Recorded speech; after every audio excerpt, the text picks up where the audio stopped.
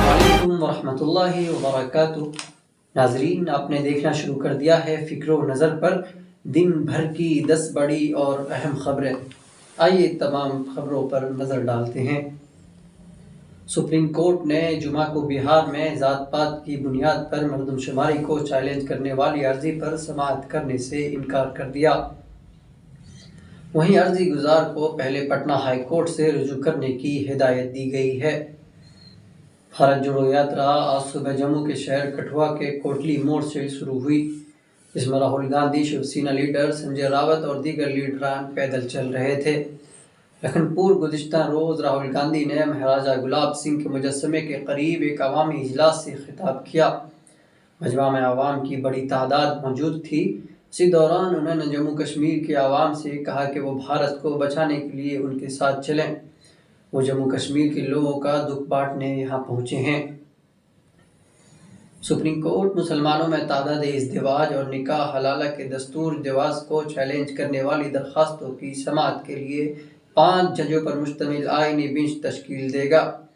Chief justice D Y Chandrachud اور justice P S Narasimha پر مشتمل bench نے وکیل اشونی اپادھیائے کی عرضیوں کا نوٹس لیا۔ کانگریس پارٹی کی جنرل سیکریٹری پرینکا گاندھی واڈرا نے خواتین ریسلنگ ایسوسی ایشن کے صدر اور کوچ پر جنسی استحصال کے الزامات کو سنگین قرار دیا۔ انہوں نے کہا کہ معاملے کی جانچ کے بعد ملزمین کے خلاف مناسب کارروائی کی جانی چاہیے۔ ریاست اتراکھنڈ کے ضلع ہریدوار میں انتظامیہ نے لاؤڈ اسپیکر کے ذریعے صوتی آلودگی پھیلانے کے معاملے میں 7 مساجد پر 35,000 روپے کا جرمانہ عائد کیا ہے۔ اس کے ساتھ ہی 2 مساجد کو اصول و ضوابط کی خلاف ورزی کرنے پر وارننگ بھی دی ہے۔ یہ کارروائی ایس ڈی ایم پورن سنگھ رانا کی جانب سے کی گئی ہے۔ بھارت کے وزیر خارجہ ایس جے شنکر 18 سے 20 جنوری تک مالدیپ اور سری لنکا کے سرکاری دورے پر ہیں۔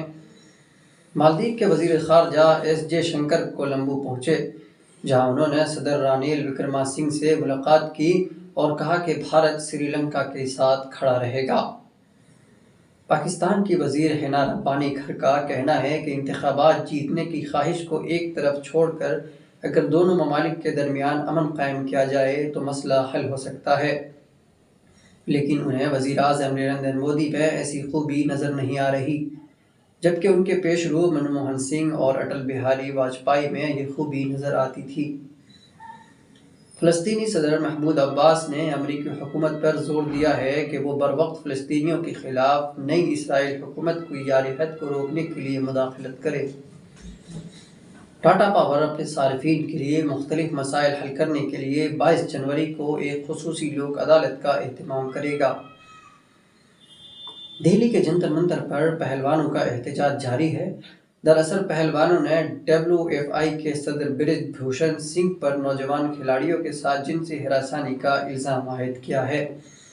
اس معاملے میں پہلوانوں نے انکوائری قائم کرنے کا مطالبہ کیا ہے۔ ناظرین، خبرنامہ میں اتنا ہی، جلد ملیں گے، شکریہ۔